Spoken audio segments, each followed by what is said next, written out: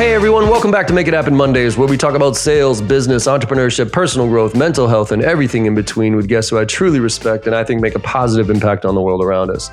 And we went psychology on this one. I had a great conversation with Valerie Fischer. She's the co-owner of the Conversion Engine, and she's also a certified NLP practitioner.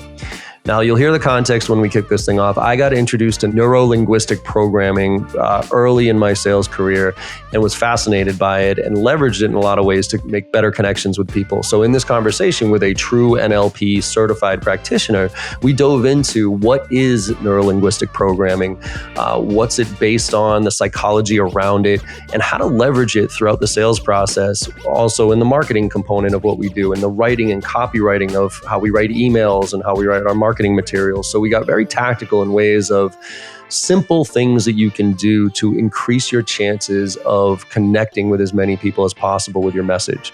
So I hope you enjoy this conversation as much as I did. Well, let's make it happen. What's happening, Make It Happen family? Big shout out to our partners today, Gong, Vidyard, and Chili Piper. Gong's data is more than valuable. It's cornerstone in any organization looking to collect the data that's going to tell them where they can improve and where they need to spend their time making changes. Vidyard makes it easy for people to use videos anywhere. No matter whether you're sending videos in email or on social media, posting them somewhere, or sending them in a DM, Vidyard has got you covered. Our friends at Chili Piper are so much fun to be around. They make it easy for people to get on your calendar. And every sales rep has got to have this function locked in. It's one of the most important things we can do as a seller. How can I get you on my calendar easily? Chili Piper can make that happen for you. Be sure that you're checking out all these great tools. And now let's pass it over to John to find out who's joining him today. See you soon, everybody. Valerie Fischer, welcome to the podcast. How are you? Thank you so much. I am honored to be here. Thank you so much. Yeah, thanks for coming. And again, for the listeners, thanks for being on at 2:00 in the morning from Manila. I did not realize, so when I sent out my meeting request link and everything, and you chose, I was like, oh, great. And then you'd say 2 a.m. I'm like, oh man, I could have been a little bit more flexible. But thank you very much for being up this late to have this conversation. I genuinely appreciate it. It's okay. And for all our listeners out there, this is my 2 a.m. voice. The 2 a.m. voice, right? Have you ever read Chris Voss would Never Split the Difference or listen to his stuff? No. So he's like a master negotiator, and he talks about like your late night DJ voice. So it's like when you're negotiating, you know, go down a few tones and you talk real like slow. So you got your late night DJ voice on, which is fantastic. Yes. So Valerie, I want to give some context to this conversation, and then I'd love to hear a little bit about your background, and then let's dive into what the main topic of neuro-linguistic programming is. NLP for short. So for everybody out there, I started training, and this is also a background, Valerie, for you. When I started training at Basho, the first training organization I had, they were pretty heavy into NLP. And they were also, I also know Sandler Sales Training, which is one of the more well-known, obviously, ones out there. They're heavy into NLP. And at first I thought it was really interesting because it was unique and it was different. But then I started to realize that if you went too deep into it, it was kind of crossing the creepy, weird barrier because you were psychoanalyzing everybody and you stopped really focusing on them. You were looking for more of the cues and stuff. So I really just dumbed down NLP to say, let's focus on, there's 3 types of communicators, so make sure you're mixing it up, your forms of communication, and we'll get into all that.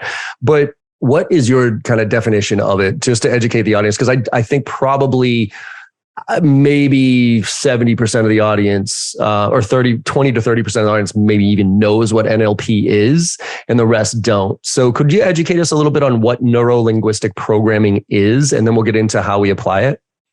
Okay, so how I usually describe it, just so it's easier. Neuro means the brain, linguistic is language, and programming is the way that you're programmed. You programmed yourself, the world programmed you, etc. So let's say, for example, I asked you to describe a beach. So for us here in the Philippines, I would describe it to you as having a white sand, with palm trees, with it's hot. Mm-hmm. And there's probably like people cooking barbecue. Mm-hmm. So that's how you label it because of our programming. But if I ask a person from, say, Scotland or say from the West Coast, they will have a different version. They will have different labels. They will say it's rocky. There's, cliffs around it. It's cold. It's brown. It's gloomy, because that's how they're programmed. Which means if you are programmed and your brain can be programmed, it can be reprogrammed. Right. So that's usually how I describe it in a way that people will understand. Okay. And you can use that idea, that concept when you sell. So it's for sales and marketing, because that people's thoughts, they can relabel. You can also use your words as a salesperson to help people relabel their thoughts and their behavior. See, that's interesting, because I haven't thought about, like, again, I'm a super novice in this, and my whole thing, I've always been kind of a keep it simple, stupid guy, right? Like, to get to the basics of how it can help. And it was an eye opener for me. Look, I always know I communicated slightly differently than most, right? Because I'm from Boston, I'm in your face, I talk really fast. But I was like, whatever, that's just me. And then when I took neuro-linguistic programming, they talked about the 3 types of communicators, right? The visual, the auditory, the kinesthetic, and how each one of them likes to be communicated with, and their means of learning as well. So for instance, I've always said, like, for me, it's hard for me to read a book. Like, I get about 5 to 10 pages into a book and I fall asleep. I've tried to not fall asleep. I put myself in uncomfortable positions. I learn more by having conversations with people. I'm a very visual person. I need to see something before, and the details don't matter to me. So when it clicked, where I was like, oh, wait a minute, that means if I'm communicating my way, just my way, without any realization, I potentially could be losing out to 2/3 of my population because they're just not tuned in. So how did you even get introduced to NLP? Because I see you've had a pretty interesting career, and then all of a sudden you became an NLP practitioner. Why? And what was the impetus of that? So I was in advertising and marketing. Mm-hmm. And one of the jobs I got, we partner with a training company. So during our events, we have trainings. And then I attended this one session where they used NLP. And I'm like, whoa, this technique can actually not only change people's behavior, but also their belief system. Because what's good about NLP is that, we have trainings where you're high on the training for like a day. Right. And then after that, you forget about it. Right. But because NLP digs really deep into your unconscious, you carry it with you. So it stays longer with you. So I've always been curious about how that can happen. And then I had time in 2018. I'm like, I think, we have moments where I don't know where I'm going. I was already one of the youngest executives where I was at the company that I was working at. And I'm like, I don't know where else to go. And I looked at NLP to kind of get that clarity. And then, I quit. I put up another business. I have an e-commerce site. And then when the pandemic happened, I said, why not combine NLP and digital marketing and advertising and marketing from, where I was before. And so that's how it happened. Personally, I also, I like NLP because it helps me understand and deal with my friends better. Even my husband. My husband's a teacher. He's an international school teacher. And he will always say, I'm tired. And I'll tell him, you've said the word tired 4 times already in the last 30 minutes. Can you say, relabel, can you say, I'm tired 1 time and then say, I need to rest, so that it's more proactive. You have a solution to why you're tired. And even that, simple conversations like that, I'm able to use it. That's fascinating. So you actually really should read into Chris Voss, because he talks a lot about labeling and negotiations, because he labels the emotion, which you just did there. So he'll say, it sounds like you're or whatever, and he'll put a label on it. And once you put a label on it, it helps, to your point, reframe the conversation, or let the person know that you're hearing them, that you've actually listened to them as well, right? Yes. And it's actually putting awareness. So these feelings, these emotions, we're usually not aware of them. They're in our unconscious. And when you label them, you put them in your conscious, and it's more cognitive. So the thinking is more logical. And when it's more logical, you can do something about it. Gotcha. Again, it becomes more proactive. It's not something like, I don't know what I'm feeling. When you know what you're feeling, when you know you're tired, then you know what you should do. Fascinating. So the tactical elements of this, and I want to get into how do you reprogram, right? Because that what you said as far as training, it's an event and everybody leaves, and I think the stats are 84% of what you learned, you forget about it in however many days. But it's also very relevant to a sales call, in the sense that I meet with you, I'm trying to sell you or understand your needs. You meet with 5 other vendors just like me.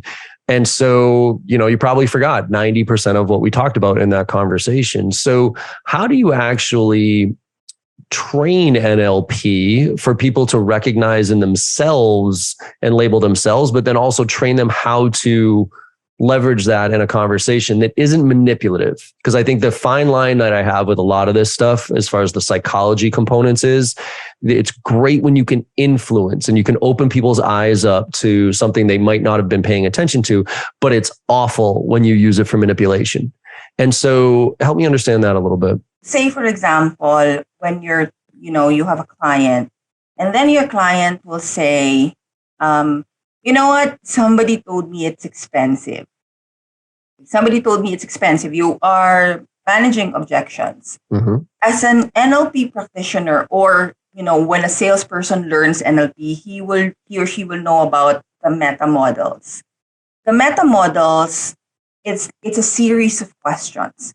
Because as we go through life, we are programmed. So we delete, generalize, and distort our thoughts because of the programs. Mm-hmm. So somebody will say, somebody told me it's expensive. And then you can ask, labeling, who's that somebody? Is that somebody you can trust? Is that somebody you really believe in? Because that was deleted. Who's that somebody? It's probably just something he heard somewhere. Right. And then you can also ask, what is expensive? Yep. What is expensive to you?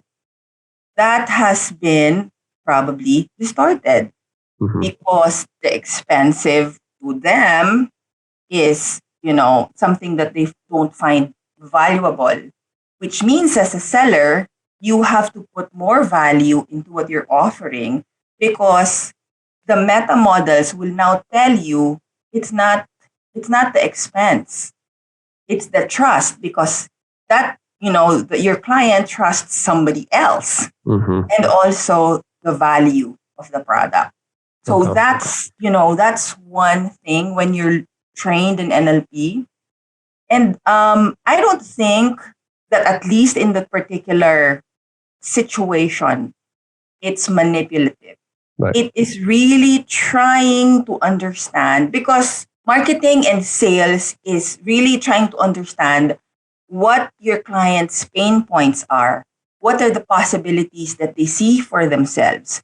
And when you ask them questions like that, you really are able to, squeeze it out of them. It's usually a series of, 7 questions. It depends on the depth of what you're trying to get from your client. Okay. So let's talk 2 components of it that I was taught. One is in your messaging, and I think this is relevant to marketing and sales, where you want to mix up the words that you use, right? You want to use actually both all 3, visual, auditory, and kinesthetic words.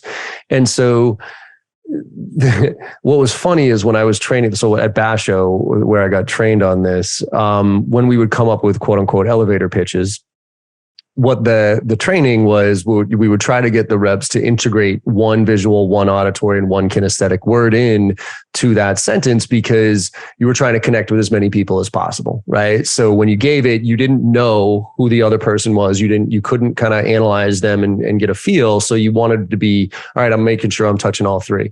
But what happened was it ended up getting a little strange, because the reps were forcing words that just didn't sound normal, right? So they were using words like massage and sparkle and stuff like that. And I'm like, come on, this has turned into a joke, right? So what's the line of getting your message across, with being succinct, being direct, and adding NLP to wake a few people up? And does it really matter that much?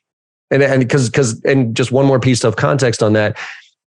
What it did for me at a very baseline level was force me to be more creative with my words. So I think that was a massive benefit, where I stopped looking at just the generic words that most other people were using, and it started to, no, I actually like these words: drive, connect, tackle, all these different ones. But there was an absurdity to it after a while, where reps were just getting a joke. So where's that line of value versus roll your eyes at this? Because I can figure out what you're trying to do.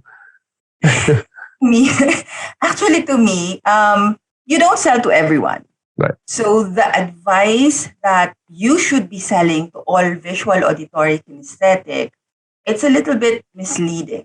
Mm-hmm. So you can actually sell to the visual people, not just by words. Words just comprise, in the Mehrabian's theory of communication, only 7%. So there's 38% tonality and 55% physiology. So when you sell and you realize that your client is visual, you sell using pamphlets, for example. You don't have to really actually change your words. You just have to make sure that you have visual elements. You're dressed well, you're made up, you're wearing high heels because you look taller. Anything that's visual that will appeal to them. Mm-hmm. And then if they're auditory, for example, again, you still don't have to change your words. But what do you have to do? You just have to make your voice, if it's pitchy, your client, there's also what we call mirroring. Yep. This will work if your client is auditory. So you can put, adjust the pitch to your clients. And then when they're kinesthetic, so physiology, you don't have to change your words, but you can also give them a tap on the back. You can give a stronger handshake, or you can tell them, you know what? Let's take a walk and I will explain to you what this means. Mm-hmm. Because walking is their form. That's how they communicate. Movement. Use your hands. Hands are truth tellers. Mm-hmm. So it's not only, it's not just the words. There was this one time 2 years ago, before the pandemic, because I told you we have an e-commerce site. Right. And every once in a while, especially during Christmas, there's trade fairs and festivals. So we would sell physically. And from the peripheral vision, I saw this lady and I said, don't sell to everyone. And I knew she was my client. So I followed her. And then this Christmas song started to play. All I want for Christmas is you. And she started dancing. I mirrored her dancing from like 10 meters across the room. Mirrored her dancing. She was on the phone. We didn't know each other. She was on the phone. When she looked up, I saw her, and she said to me, so for all of our viewers, she said, just using the hands, I see you. Your poncho is mine. No words, from across the room. Mm-hmm, mm-hmm. Followed her, mirrored her dancing. She went in front of our booth. She was still on the phone. I gave her the receipt. She paid. And then when she got the item, she said, I didn't realize this was expensive. I said, you didn't ask. So even if I didn't use words, that was $130 mm-hmm. for a poncho. No words. But because I knew she was kinesthetic, she was dancing. I was able to sell to her that way. And so is there something to that from a mirroring standpoint? And again, I think this goes to the leverage but not ridiculous bucket, which is the idea of mirroring. So you and I are here, right? So I'm now looking at you on this screen and you are leaned forward, right? So I am leaned forward. Is there, from a psychology standpoint, a point where if you mirror enough in the right way, you can actually start to influence their body language there? So let's use the kinesthetic again, the person that, touch and feel, and they learn by that. If in the beginning of a meeting, they're sitting back with their arms crossed like this. So I sit back with my arms crossed like this. And if they grab, if they use their hand and they touch their face, then at some point I'll touch my face. And I've been told, and I haven't paid attention to it this much because again, I'm just more of the surface level. I've been told that if you do that the right way and not make it ridiculously obvious, that eventually you can start to dictate their body language, in the sense that eventually, for instance, I'll lean forward in the conversation and it'll almost psychologically, whether you know it's happening or not, you're going to lean forward in too, because now we're in sync. Is that really how it works? Yes, I did that in one of my trainings. I had a broker who was like that, leaned back, didn't seem interested. I leaned back because I was, looking at them, even on a Zoom call. Mm-hmm. So because I knew he was a broker and he can get, more trainings from me. And I really wanted to build rapport with him. Mm-hmm. So I leaned back, I mirrored him, and then also eye contact. So you look directly at the camera, mm-hmm. and then called his name so that he knows, and then I lean forward. That's the time when you can lead. So you mirror first and then you lead, but you have to make sure that you have created rapport, because it's also probable that person is not kinesthetic. Right. So I called him, so I know if he sounds auditory, you can also tell by the voice. I knew he wasn't visual because he wasn't, he was just wearing a shirt and it was supposed to be a more formal event, etc. So my guess was he was auditory and kinesthetic. And so that's how I led him. So from mirroring, if it wasn't enough, I called him and then I led him. And I think what I've realized is you can pick up on the words that they use. For instance, a visual will say something like, "Could you show that to me again?" Whereas an auditory would say, "Could you explain that to me one more time?" And a kinesthetic will be, could you walk me through that, please? Yes. Right. So if they say different phrases and then the other part is when you ask them the question, where do their eyes look? Visuals tend to look up. Auditories tend to look at the side. Kinesthetics tend to look down. Okay. That's all accurate. I learned that the right way. Yes. Okay. Yes. And it's all only remembering and creation. So left is remembering and then right is creation. So what do you think about this? If the visual is creating something, it's upright. Yeah. When they're accessing a memory, they will look left up. Okay. Eye accessing cues. So that's also, which is why it's really for me, understanding who they are, calibrating the seller's actions and attitude towards that person, and adjusting, personalization. You personalize your communication according to how that person is. Say, for example, again, visual will ask you for flyers. When a kinesthetic person, you're selling to a kinesthetic person and you're already in the cost stage, you have to write it down, like show him that you're writing it, because that's how we will appreciate. If it's auditory, while you are computing, say the words out loud. So you say 500 million times 30%. You say it like that. If it's visual, it's just writing, it's like that. I mean, that's why, like in my trainings, I'll do, at a certain point, I'll always say, "Hey, you might want to write this down. This isn't in your manual." And I don't do that because I care whether you write it down or not. I do it because the kinesthetics in the room will probably pick up their pen and start writing if I tell them to do it. And that's definitely something I learned about, like sales, demos, presentations, and training. Absolutely. That the slide deck, for instance, that's for the visuals. They need to see it. And if they don't see it, they're not going to know what to do with themselves. Whereas the auditory, you're speaking to them, right? And then the kinesthetic is you got to get them to do something. So when I do a demo with somebody, if I can, the Basho used to do this. We never had a demo because we were professional services. But what we would say is we would use our website as to walk people through things. So we would say this, hey, Valerie, you know what? Instead of me just kind of talking through this, why don't you do this? Could you go to www.basho.com and then click on this and go there? And you see that upside down funnel right there? We'll scroll over one. And what it would do is it would, macro out. And then I'd talk to it. And I'd be like, all right, now go to here and do that. And you can also do that with demos, obviously. If there's ever a chance you can give somebody the reins to drive the demo themselves, that's one of the most effective ways you can get people engaged. What's up, everybody? I know you're enjoying this conversation. John does a great job with genuine curiosity on these episodes, and our guests consistently bring the heat. We want to take a moment here and let you know that you've got an opportunity to become better than you were yesterday. And you can do so by gaining access to all of JB Sales' content.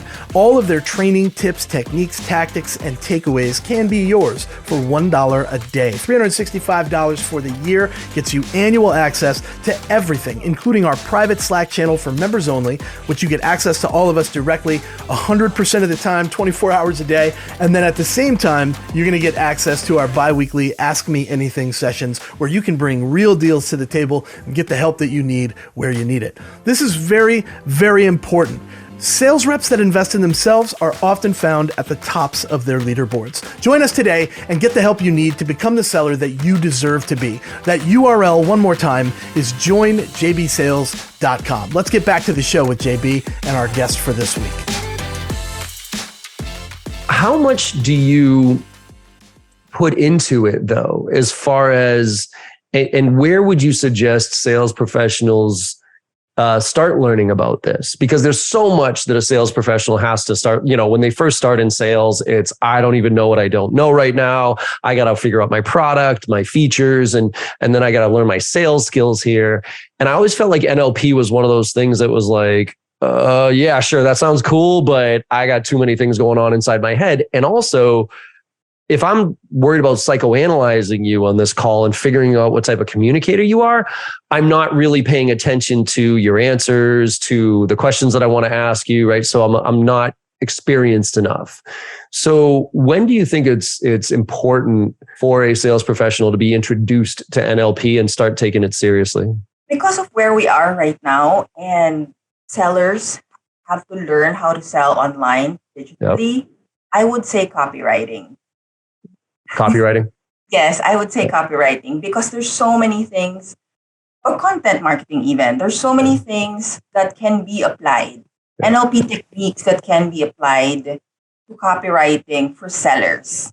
Because that, because when you do that, it creates rapport as well, because you can also mirror using copywriting, using user-generated content. When you use their words back at them, it's an echo technique. So doing your research, finding out what people like, checking the comment section, asking people what they actually think, and creating content around that, that's echo technique. That's mirroring their words. And when they see that, they will feel special because they will think that you're reading their minds, when actually it's just their words back at them. Okay. That's one. I think copyright, by the way, just as a side note, I think almost every sales professional should take a copywriting course, because now, to your point, in this new digital world, words really do matter. And you need to be so selective with the word choice to try to stand out from all this noise, because the noise is just deafening. And I think that's probably my personal biggest takeaway from NLP was, like I said earlier, it made me more creative with my vocabulary. And a quick tip, I don't know if you read this book, but there's a book called Selling with NLP, The Unfair Advantage. Have you read that one? No. So it's cool. It's all about this, and it's all how it applies to sales. And one of the things was it had a whole page of visual words, a whole page of auditory words, and a whole page of kinesthetic words. And what I ended up doing was I took those pages and I highlighted all the words that I liked that weren't cheesy to me. And I started finding places to replace. So for instance, instead of increasing productivity, which is a very marketing, we increase, but no, we drive productivity. Drive is a very kinesthetic word to use, right? Instead of, so I just started like, we thrive, we tackled our biggest challenges, those type of things. And if nothing else, whether the NLP component of it really did resonate with the audience and whatever, it just made me be more creative, which I think is a great byproduct of studying this. Yes. You can also study reframe, framing in copywriting. There is what you call the positive bias and the loss aversion. Mm-hmm. The positive bias is you will increase your sales by 40%. And loss aversion is you're going to lose 40% sales. Yep. That's also NLP. Because that's framing. Even in the way that you write your words. Again, when it's 400,000, 400,000, it sounds bigger than 40K. Okay. So many things that you can apply. NLP techniques that you can apply. The agreement frame. I use this for LinkedIn. Or even, in other platforms, but specifically for LinkedIn. Agreement frame is so that you are respecting the other person's opinion. So you say yes, and then you say and. You don't say but. Yeah. It's yes and. You will now, so from the end, then you will say what your opinion is, but you're not negating the other person's opinions and thoughts. Yeah. Because once you do that, there will be resistance. I think I learned that at I don't say early age, earlier in my career, the word but. No matter what you say before the word but, it doesn't matter because the only thing they listen to is what you say after that word. I've done this before where, my least favorite thing to do in business is obviously fire anybody. It's the hardest part. I don't care who you are. It's the hardest part.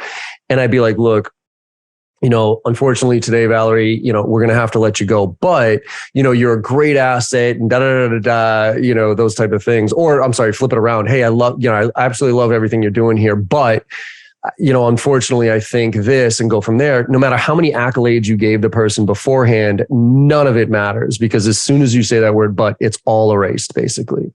So that is psychologically true, correct? Yes. Also, even in webinars, because we do a lot of virtual presentations, you can also apply NLP. This is a trick, not a trick, a tip. Yeah, there you go. That I use. So again, relabel. So a tip that I use. So you have to know who you're talking to. Even before I turn the Zoom on, like accept them in a meeting, for example, I already have music playing. But the music will depend on who I'm talking to. So I'm assuming if this person is my age, 40. So for example, in their 40s, they will appreciate 80s music.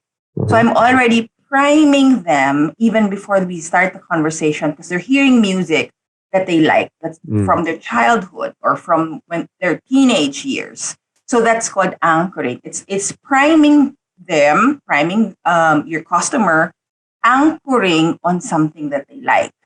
So, it's simple. Yeah. Simple, but again, requires you, the seller, to know who your market is. Yeah. How much does this have to do with the personality profiles like DISC or Myers-Briggs or any of those? Does it have any connection with that at all? I don't know mine. Mm-hmm. I don't know mine. I work based on what I see because the personality can change. Sure. Again, because of how we're programmed. Yeah. So you were probably a different personality type when you're in college versus when you're in as a young executive versus now. So it's more of not labeling them, not putting a label on them based on their personality types, but on how I see them and how I understand them at the time that I meet them. Gotcha. Okay. What are some other applications of NLP that are unique in the sense that, I understand writing. We want to write copy that tries to connect with as many people as possible. I think, making sure that when you're presenting, you're hitting all three. Quick example, because so many people are on Zoom these days and most of our meetings are this way, a lot of people have virtual backgrounds. So you can't make the connection with what's in their background like you used to be able to go on site. So what I've done is I've flipped that over and I put things in my background that you can relate to. Now, ideally, I'd love to be able to change that to the person that I'm meeting with. But in general, I put a bunch of things in here: sports, family, Salesforce, funny books, those type of things. And what I'm trying to do is get you to, pay attention to one of those things, make a connection, and there's a relationship there. So, or rapport there. So are there other ways that we can apply that? Reframing, again, is another one, but what other ways that can we apply NLP to our lives to help open people up a little bit more? I thought of marketing because that's that's how I'm wired. The metamodel again. Okay. When you're a new business owner and you're still trying to build your brand, because when you're starting, you receive a lot of advice, you receive a lot of input, and sometimes you don't really know what's yours and what's not. So what the metamodel questions do is they try to understand you as you are. So, we deep down, we ask you, okay, what are your values? So values elicitation under the meta model. Then you will ask, why do you want to achieve this? Why are you starting this business? And they will say, I want to support my family. Why is that important to you?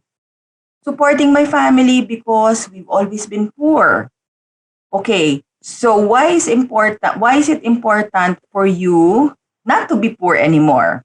And then they will say, because, when we were young, we would go around and I will have no place. And then eventually you will realize it's not family, it's actually stability. So when you find that it's about stability, then you can build the person's brand, your brand as a seller around stability. So even the colors, what are the colors that are associated with stability? You can't, not yellow, it's more cheerful.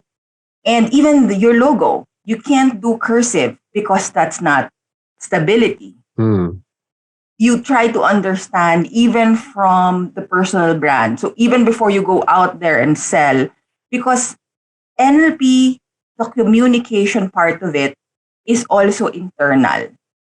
So it's like understanding yourself also before you even go out into the world, have your own business, be in a relationship, because probably your your programs are also making you go with the same type of person because you thought that you value this. You thought that you value beauty, but you really don't. It's something else. It's probably significance, because when you're a beautiful person, you feel more significant.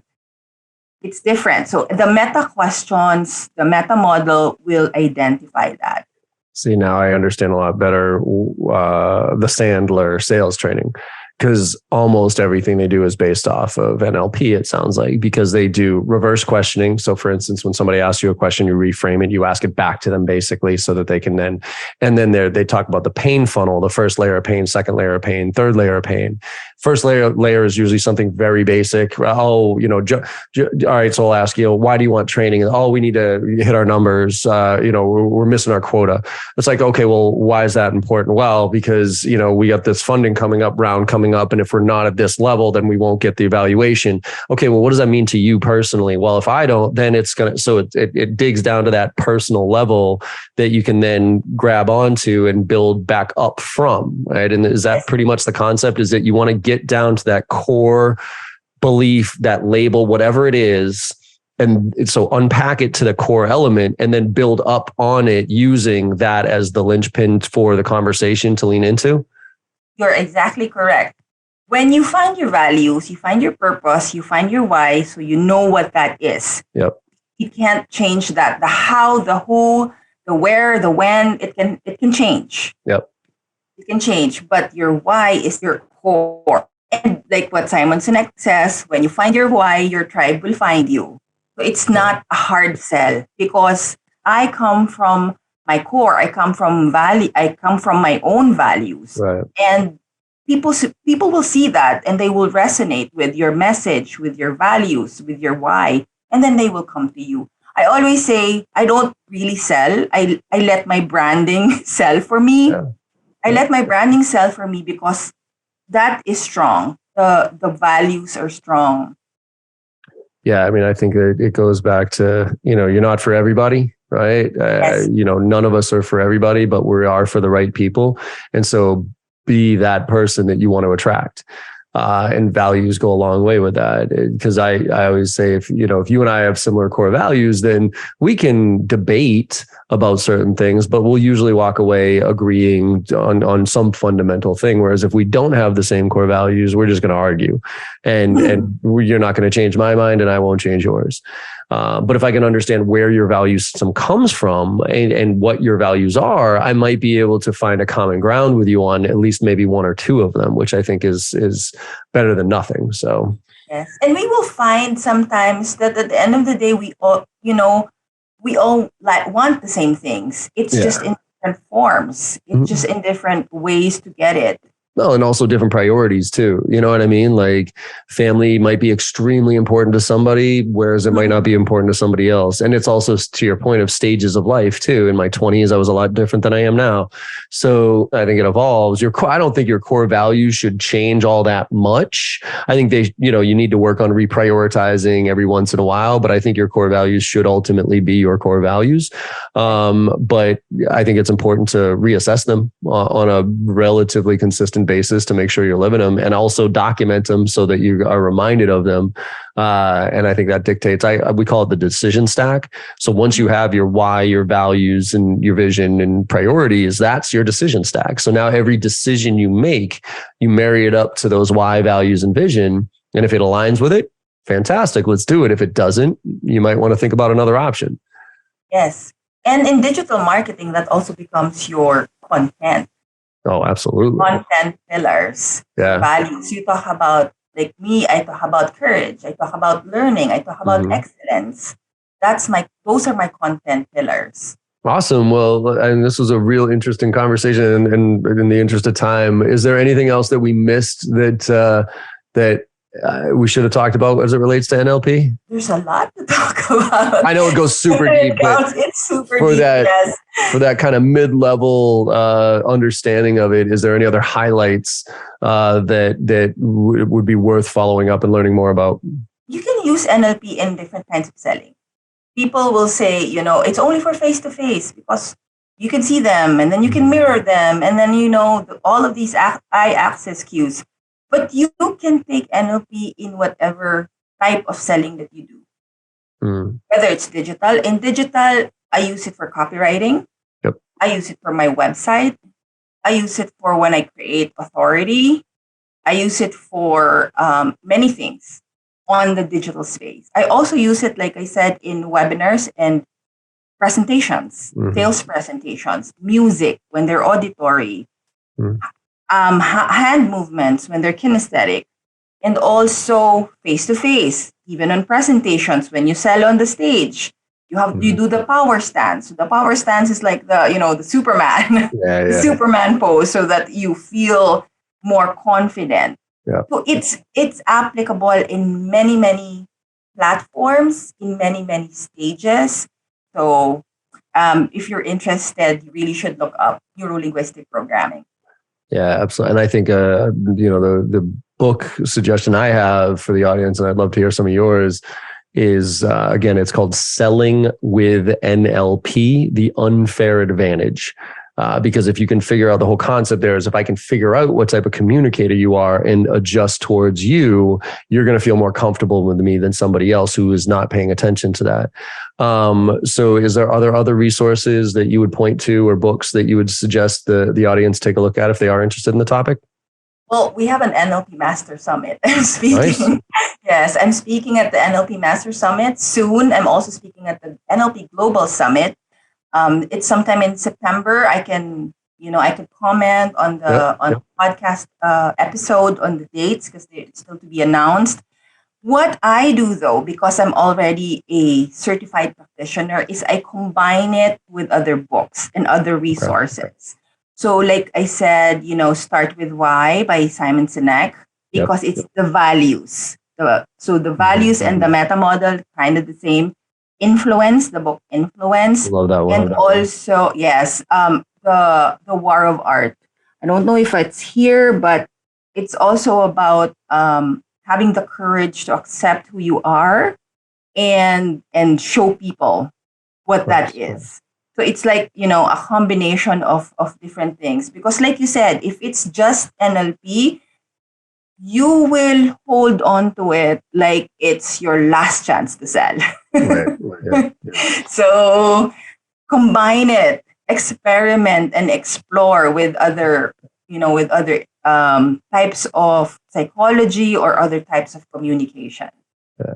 I think that's one of the things I like a lot about it is, to me, in sales, I'm not a big reader of books, especially sales books, because I think they're mostly fluff, with a couple of things in there.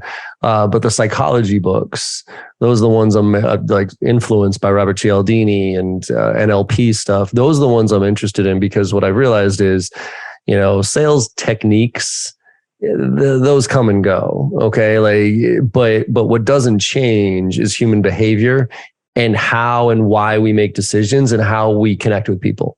Like, those are fundamentals that are just in our DNA. And if you can start to analyze that and look at it from a slightly different perspective and leverage it to get influence, not manipulation, then you are giving yourself a pretty significant leg up, whether the prospect knows it or not, whether the audience knows it or not.